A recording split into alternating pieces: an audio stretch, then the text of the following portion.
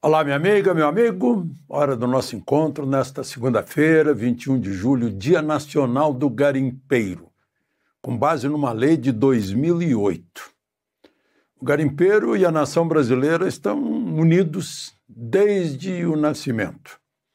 Graças ao garimpeiro que foi entrando em busca de tesouros, pedras preciosas, ouro, nós conquistamos o território nacional, inclusive além da linha de Tordesilhas. Minas Gerais e São Paulo, pelos garimpeiros, bandeirantes, e Golbery, um grande estrategista, dizia que só se conquista um país pelos pés dos seus nacionais. É o que os garimpeiros fazem. E hoje, garimpeiros humildes estão sendo escorraçados como se fossem ameaça estrangeira, como se fossem ONGs estrangeiras lá na Amazônia. As ONGs ainda ganham dinheiro de fora. E o garimpeiro está lá defendendo a família. Eu aproveito para lembrar do meu amigo José Altino Machado, que eu conheci há quase 50 anos, nacionalista, patriota, meu companheiro de artigo semanal da Gazeta do Amapá. Zé Altino, que temos praticamente a mesma idade, ainda hoje é um grande lutador pela Amazônia brasileira. Bom, lembre-se de se inscrever se ainda não fez isso e ao final de deixar o gostei ou não gostei.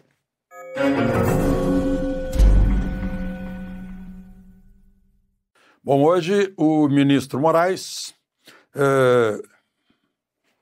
baixou uma ordem dizendo que se Bolsonaro der alguma entrevista e sair nas redes sociais, ele vai preso. Não é nem tornozeleira, é grade. Qualquer coisa que ele fale vai acabar nas redes. Não sei como administrar isso.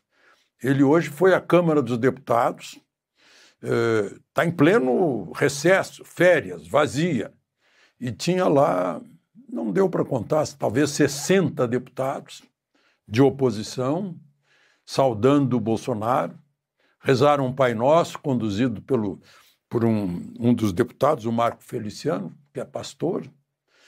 Depois o líder do PL fez um discurso, Sóstenes Cavalcanti, anunciando que formaram 3 comissões, uma comissão presidida pelo Gustavo Gayer, que é juntar a comunicação de toda a oposição. Outra conduzida pelo Cabo Gilberto, para alinhar as pautas da oposição da Câmara e do Senado. E, por último, uma comissão de mobilização nacional conduzida por Zé Trovão e Rodolfo Nogueira, pró-Bolsonaro.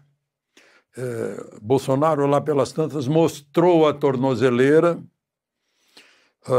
tinha tanta gente ali, tanto tumulto, quebrou uma mesa e alguém bateu um microfone ou uma câmera no rosto do Nicolas Ferreira e abriu um corte que sangrou bastante. Bom, o tal pendrive fizeram uma perícia ultra, super, hiper rápida. Em um dia já tinham o laudo pericial e anunciaram que era um conteúdo irrelevante.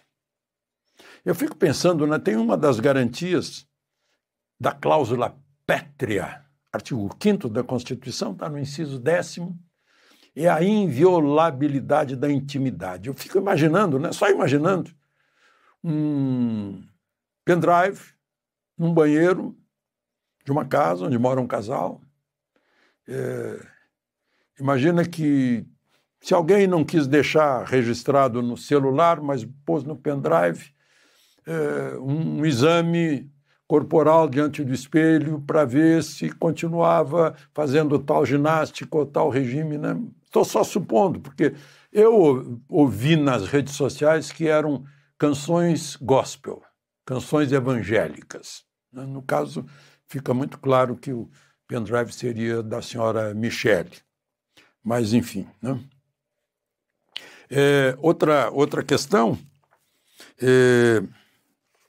eu anotei aqui para não esquecer, né? Assim, sobre o crime de Bolsonaro. Ele estava lá, ele falou com as pessoas, disse, eu roubei de alguém, eu agredi alguém, eu desobedeci à Constituição em alguma coisa. Que crime eu cometi? Sim, cometeu um crime. Querer ser candidato à presidência da República no ano que vem. Esse é o crime. Identificado aqui pelo vice-primeiro-ministro da Itália, que eu recebi aqui, o Matteo Salvini, né? Ele lembra, está em italiano, né?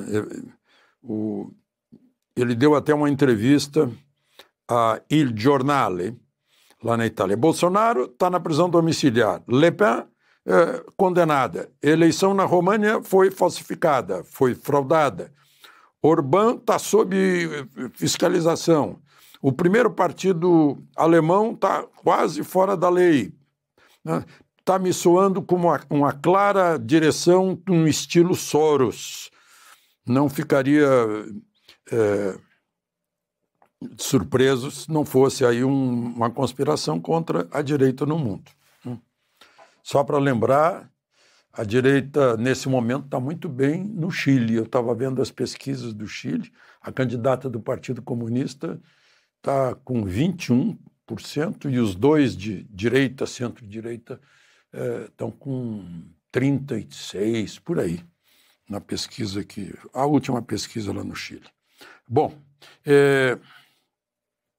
o ex-presidente Supremo, também ex-presidente da Justiça Eleitoral, Marco Aurélio Melo, numa entrevista ao Poder 360, disse que nesse processo do Bolsonaro, ele diz, aspas, está tudo errado, a começar pela competência, né? Que é o que a gente fala, o juiz natural. O juiz natural de Bolsonaro é a primeira instância. Aí ele pergunta, é bom que ele nos lembre disso, que a minha memória também não tinha linkado uma coisa com a outra. Onde foi julgado o ex-presidente Lula? Foi na primeira instância. Foro prerrogativo de função visa o cargo e não o cidadão, né? Aí ele, falando sobre o Supremo, lastimavelmente não há ninguém lá pondo o dedo na ferida. Eu sempre divergi quando deveria e me julgavam esquisito. Eu já vi várias vezes o ministro Fux, inclusive quando assumiu, dizendo que o Supremo não podia decidir coisas que são de outro poder, o legislativo, né? Que tem que decidir no voto no plenário do legislativo, no plenário político. O Supremo não é tribunal político. Isso o Fux disse. E aí, no voto do ministro André Mendonça, que a gente viu há pouco, ele exatamente um voto brilhante de mestre, né? Magister Dixit, quando ele falou, exatamente mostrando as falhas do Supremo. Eu fiquei encucado com uma citação, porque eu gosto muito de ler, de escrever, né, da língua portuguesa e dos grandes valores da língua portuguesa, numa citação de Machado de Assis, que o ministro Moraes usou para baixar aquelas medidas cautelares contra Jair Bolsonaro.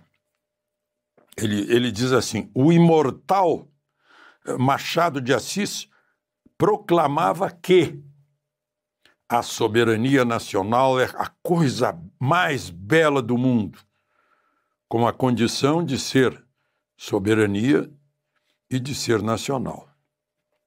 Por que ele usou isso? É uma absoluta e clara ironia. Machado de Assis está ironizando a soberania nacional. É mais ou menos como o Fernando Pessoa diria, o rio da minha terra é o maior rio do mundo, né?